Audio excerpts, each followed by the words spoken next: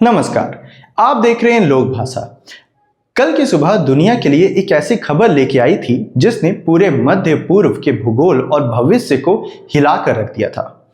अमेरिकी राष्ट्रपति Donald Trump और इजरायली प्रधानमंत्री बेंजामिन नेतन्याहू ने एक संयुक्त और बेहद सनसनीखेज ऐलान किया। ईरान के supreme leader Ayatollah Ali Khamenei एक सटीक मिसाइल स्ट्राइक में मारे जा चुके हैं। ट्रंप ने अपने सोशल मीडिया पर लिखा कि इतिहास के सबसे क्रूर और दुष्ट नेताओं में से एक का अंत हो गया है। लेकिन सवाल यह है कि क्या यह खबर 100% सच है, क्योंकि ईरान के भीतर से दो तरह की विरोधाभासी तस्वीरें आ रही हैं। एक तरफ ट्रंप इसे ईरान जनता की जीत बता रहे हैं, तो दूसरी तरफ तेहरान की मस्जिदों में मातम पस रहा है और न्यूज एंकर लाइव टीवी पर रो रहे हैं। आज की इस विशेष रिपोर्ट में हम डिकोड करेंगे कि तेहरान के उस सुरक्षित कंपाउंड में क्या हुआ, ईरान अब दुनिया से कैसे प्रलंबकारी बदला ले रहा है और इस महायुद्ध के बीच फंसे 90 लाख भारतीयों का क्या होगा। चलिए जानते हैं। डोनाल्ड ट्रंप के दावों के मुताबिक यह ऑपरेशन अमेरिका और इजरायल की इंटेलिजेंस का अब तक का सबसे बड़ा साझा मिशन था। ट्रंप ने दावा किया कि खमेनी उनकी अत्याधुनिक इंटेलिजेंस और ट्रैकिंग सिस्टम से बच नहीं सके।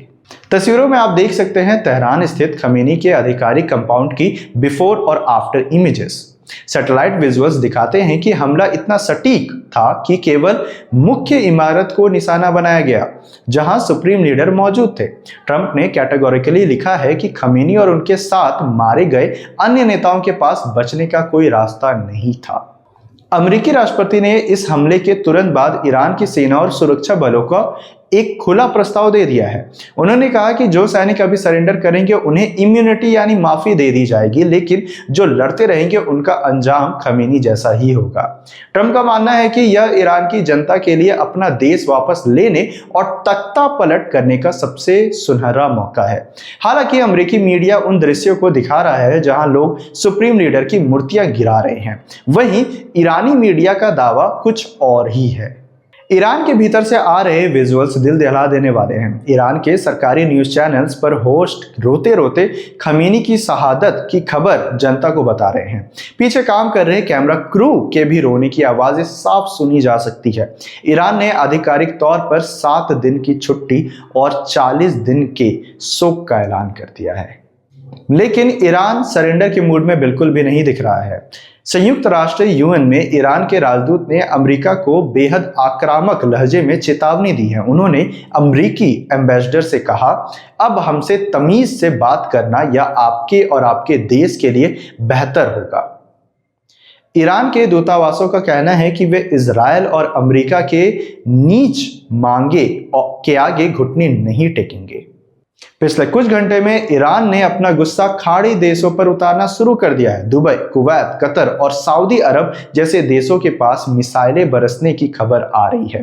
विशेषज्ञ मान रहे हैं कि ईरान अब अपने अत्याधुनिक हाइपरसोनिक मिसाइलों का इस्तेमाल कर सकता है। वहीं रूस ने भी डराने वाला बयान जारी किया है। रूस का कहना है कि अमेरिका और इजरायल के ये हमले परमाणु तबाही को दावत दे रहे हैं। क्या ईरान अपनी हार को देखते हुए अंडरग्राउंड न्यूक्लियर टेस्ट करके दुनिया को चौंका देगा?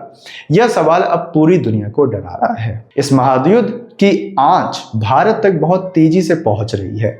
भारत के लिए यह खबर केवल एक जियोपॉलिटिकल अपडेट नहीं, बल्कि एक ह्यूमैनिटेरियन क्राइसिस भी है।